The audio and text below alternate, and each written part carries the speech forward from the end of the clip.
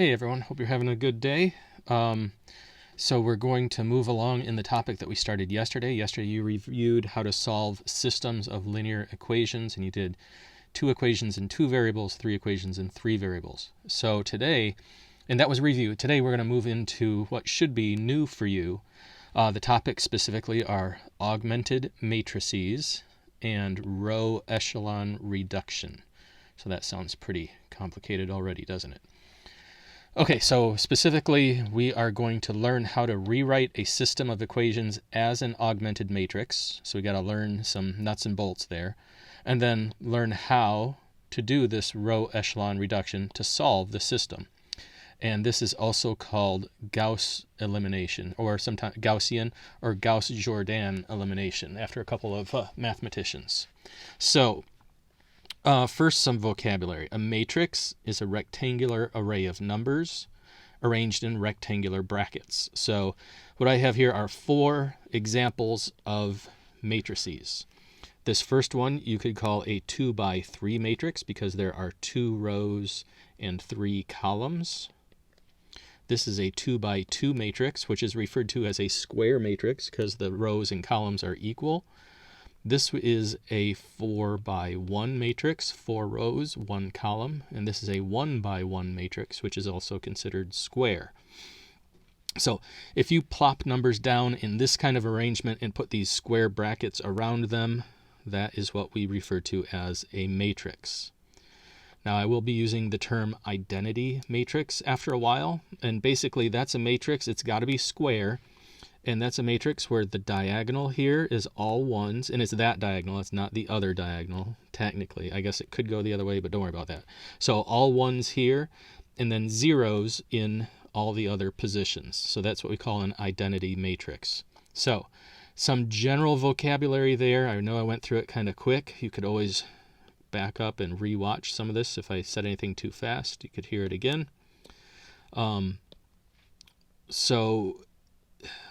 Yeah, tell you what, what you see on the screen right now is like the second part of that lesson, so we'll get to that in a minute. But first, I want you to learn how to write these systems of equations in what we call an augmented matrix. Okay, so if you take the numbers away from this side of the equal sign, the equation side, the side where the variables are, you would get a matrix 1, 3, -4, -2. And that's the system matrix or the equation matrix or the coefficient matrix. I guess coefficient matrix might be a good name for it. Remember, there's a 1 here and then just the other coefficients. If I took the other side of the equal sign and made a matrix out of it, we could call that the solution matrix, 1/16. Well, an augmented matrix looks like this. So we have this square matrix over here, sort of a vertical dotted line where the equal sign would be, and then, these 2 numbers over here. So this is what we referred to as an augmented matrix. So we're like sticking this onto that, but we're keeping a divider where the equal sign was. So we're augmenting it or sticking it on. Now, you don't have to do this part. I was just kind of giving a little background explanation. My goal for you is to be able to do this. So number 4, if I want to make an augmented matrix, well, I notice that there are 3 variables, 3 equations, and then the equal sign, and then the other side. So my variables, now these are all x, y, z in that order. That's kind of important. If I gave this to you scrambled up where the y term was over here and the x term was over there, then this would actually be a wrong answer. So every equation should be given to you in the same order. And this one is, so we're good to go. So it's -4, 4, 1, and then an 11 over here. 3, -1, -4, -24 over here. Now this third equation does not have an x term. So we got -4x, 3x. This one starts out with 2y instead of an x term. Well, that just means that this position is going to be a 0. There's no x term. The y term is 2, the z is 3, and then we have a 3 there. So that is the augmented matrix for this system of equations. Yes, you will learn how to do something with this, but for now, we're just learning what is this. And like what's typical in math, you learn how to do something one way, then you learn how to do it backwards. So here is an augmented matrix. Can we make a system of equations out of it? And I think you'll find this to be pretty easy. This 1 represents 1x. That 4, it's positive, so I'm going to put 4 plus 4y. The dotted line, there's my equal sign, and then a 5. Over here is 5x plus 4y equals 7. And that's it. You don't have to solve anything. You don't have to work anything out right now. You're just learning how to rewrite the augmented matrix as a system of equations. Or up here, the system of equations as an augmented matrix. Let's look at number 8. So this is 3 by 3 over here, before this line. So that means we're going to have 3 equations and 3 variables. Might as well use x, y, z, although you can use any 3 variables you want. I'm going to go 2x plus 3y plus 4z equals negative 17. 1x plus 0y. Now I'm not going to write plus 0y, or obviously I just did, but I'm going to erase that. We'll just leave that blank. Plus 5z equals negative 22. I am good with a big old space here. I prefer seeing it that way. Negative 2x minus 4y minus 4z equals 18. And there it is. So what have we done? We've learned some background information on this new topic, matrices. And we learned how to rewrite a system of equations as an augmented matrix. We also did it backwards. We wrote an augmented matrix as a system of equations. So that's key. That's fundamental. So you know what matrices are. What is a matrix? It's a number or an arrangement of numbers in these brackets. Identity matrix, we haven't gotten to the need for that yet. We're about to get into row echelon reduction, or the rules for row echelon reduction. They're also called elementary row operations, so that we can learn this Gauss-Jordan elimination process. Where was that? Right here. Gaussian or Gauss-Jordan elimination. I had a professor who said Gauss-Jordan, so like a French name. So sometimes I say it that way just because I've heard it that way so many times. Okay, so, by the way, I said I had a professor. So there's a course on this very topic in colleges called linear algebra. If you are into the engineering program, it would be very likely that you'll take a semester or 2 of linear algebra.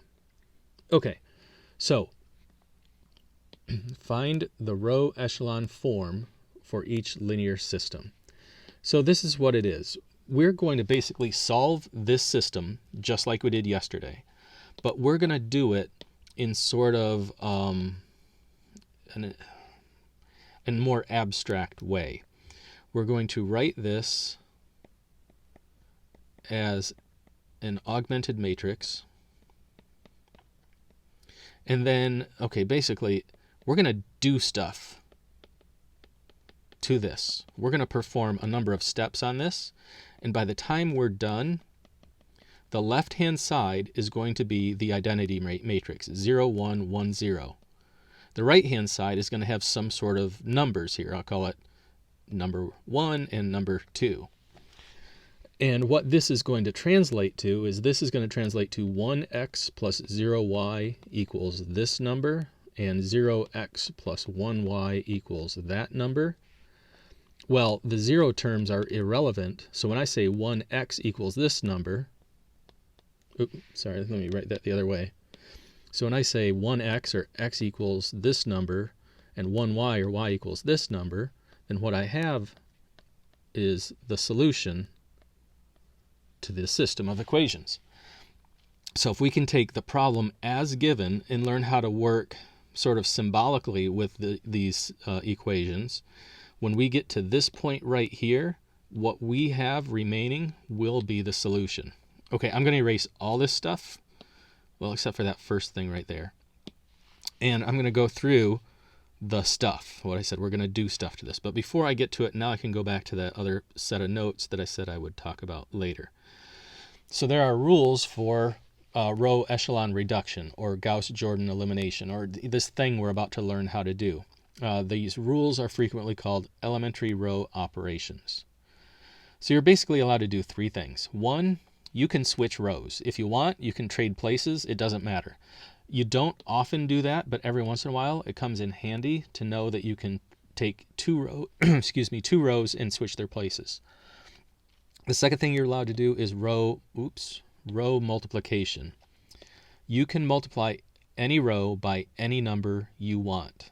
You're allowed to just pick a number and multiply it, and that is okay as long as you multiply every number in the row by the same number. Technically, if you decide to multiply by a fraction, you could think of this as division. So you could multiply an entire row by a half, and that'd be the same as dividing by 2. So you might say, wow, I wish I could divide all these numbers by something. Well, you can. It's technically multiplication. You're just going to use a fraction. The third rule that you're allowed to do, the third operation, is row addition. You can add any two rows together. It's totally allowed to be done. Now, when you think about it, if one of the rows has negative numbers in it, you could also think of that as subtraction if you want. So row addition is what we call it. You might process it sometimes as row subtraction. That's okay. Adding a negative is just the same thing as subtraction. So how do I apply that here? Okay, so we want to focus on getting zeros here. Make that your primary goal, to turn those numbers into 0. So here's what I'm going to do. I'm going to multiply this row by 2 and this row by 5.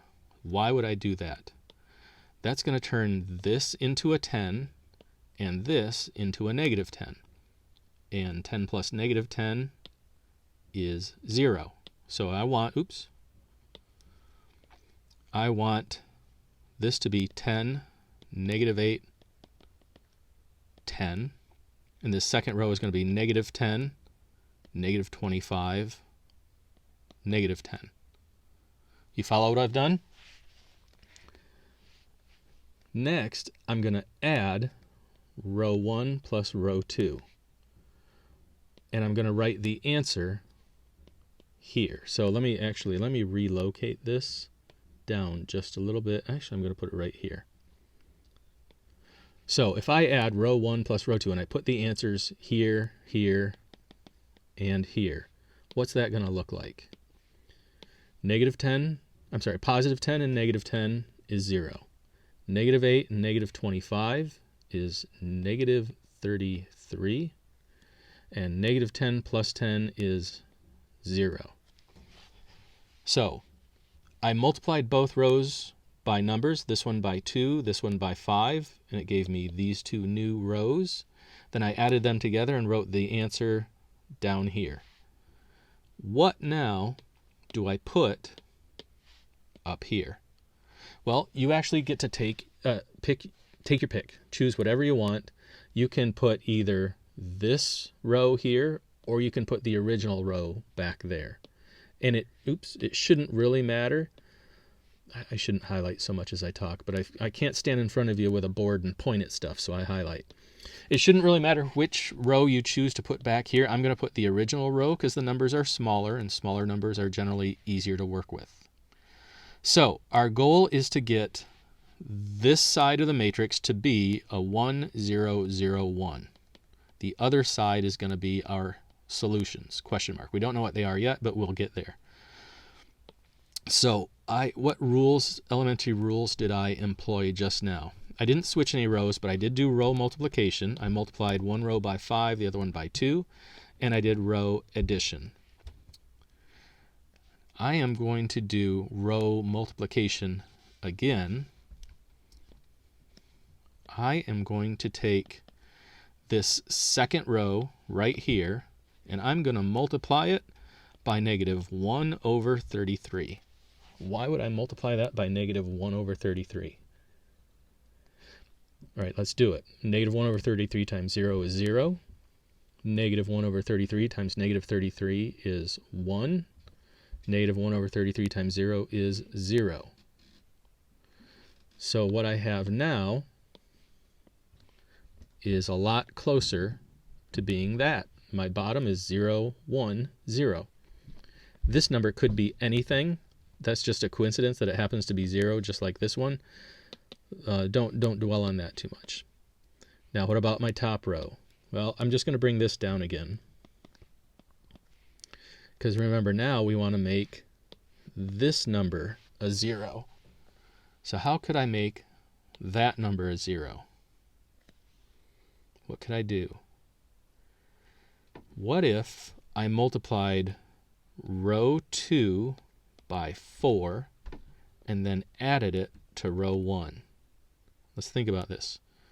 0 times 4 is 0, plus 5 is 5. 1 times 4 is 4, plus negative 4 is 0. 0 times 4 is 0, plus 5 is 5. So multiply the whole bottom row by 4, that's what I did here, and add it to row 1. That gives me a 0 in that position where I wanted it to be. This bottom row I don't want to change. It's already in its final form. I used it as a tool in part of a step. I changed it temporarily to modify the first row, but I'm not going to change it permanently because 0, 1 is what I want to have. So what happens next? Well, we're almost done. I'm almost out of space, but I'm almost done also. What I can do now, again, the bottom row is good. I don't want to change that. But I want the top row to look like this, 1, 0, something. Well, let's take row 1 and multiply it by 1/5. Just like this one we multiplied by negative 1 over 33, I'm going to multiply this one by 1/5. 5 times 1/5 is 1. 0 times 1/5 is 0. 5 times 1/5 is 1. So this is now an identity matrix, which means we have done the Gauss-Jordan elimination, or we have written this in row echelon form. What it also means is that 1, 0, this is your x, this is your y, this is the solution to that system of equations. It's the same thing we did yesterday, but with just numbers instead of with equations. Now, that looks like a lot of steps, and if the goal was just to solve this, I would have used the method we used yesterday. The goal isn't just to solve it, it's to learn this process, because when you really streamline and learn the process good, or learn it well, you can apply it to much harder problems, and it makes them a lot easier. All right, let's do another one just for practice. So number 12. Negative 4, 5, negative 2, 2, 14, 6. Remember, our ultimate goal is to get a 1, a 0, a 0, a 1, and then some sort of numbers there, which are going to represent the solutions to the system. So let's see. Let's start by trying to get a 0 here. Well, I'm gonna streamline it a little bit. I'm not going to do it exactly the way I did it up there, but I think it's still going to make sense. I'm going to take row 1 and leave it alone. I'm going to take row 2 and multiply it by negative 2 and then combine them. So let's think this through. If I multiply this by negative 2 and add it to negative 4, negative 2 times negative 2 is positive 4. Positive 4 and negative 4 is 0. And that is one of the things that I want. Now I have to do it everywhere else. Multiply this times negative 2. Negative 2 times 2 is negative 4. Negative 4 plus 5 is 1. That's very convenient. And then multiply this by negative 2. Negative 2 times 6 is negative 12. Negative 12 plus 14 is 2. And then I'll just bring this down. So not only did I get a 0 here, I also got a 1 there. That almost never happens. Usually You have to do a few steps in order for something like that to happen. So our bottom row is in the correct form. Now let's focus on the top row. Could I perhaps make this a 0? Well, think about what you could possibly do to make that a 0. Some of you have already got it. It's clicked. It makes sense. Others of you are scratching your head and you feel like you're just dropped into a class of someone speaking a completely different language. Yeah, this is going to take time for some people. It's going to click for others. It's the way it works. So here's what I want you to think about. What can I do with this number and this number to get a 0? You should be thinking that you could multiply, multiply this one times -5. -5 times 1 is -5. -5 plus 5 is 0. So what I need to do is I need to multiply the second row by -5 and then add it to the first row. So let's work that through. What is -5 times 0? -5 times 0 is 0, plus -4 is -4. What's 1 times -5? -5 times 1. That's -5, -5 plus 5, 0. -5 times 2. -5 times 2 is -10. -10 plus 4 is +4. Right here, right there, I'm going to just copy down the second row from the previous step because, again, it's in the form that we want. We don't want to change it. We can use it as a tool to manipulate with, but ultimately we're not going to change it. Now, let's look at what we have. -4, 0, 0, 1. We want 1, 0, 0, 1. We're almost to the proper form, but not quite. We want to turn this -4 into a 1. How can we do that? Well, what if we multiplied -4 by -1/4? -1/4 times -4. Negative times negative is positive. 1/4 of 4 is 1. Now multiply 0 by -1/4. Well, 0 times anything is 0. Now multiply 4 by -1/4. That's going to be -1. The bottom row was already done. It's been done for a while. So the left side is an identity matrix, 1, 0, 0, 1. The right side, therefore, is your solution, -1, 2. Okay, this seems like a very lengthy, painful process to do something that's fairly simple, and that is a fair criticism. But when you learn the process, when you get relatively good at it, then you can apply it to a 3-system equation. So 3 equations and 3 variables, like the last one from your homework yesterday. That was pretty painful to work out on paper as is. When you put it into matrix forms, it gets a little bit easier. If you could imagine a 4-system equation, 4 equations and 4 variables, to do on paper like yesterday, that takes a couple of pages of work. It's ridiculous how much work that takes.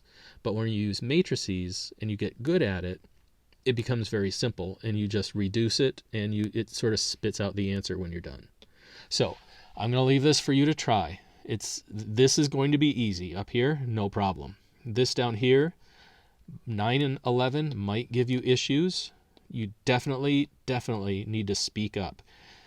If you want to post in the comments your dissatisfaction, your anger, your angst, if something, about this whole thing, let me hear it for sure. This is the sort of thing I expect to encounter in the classroom when I can slow down and answer individual questions.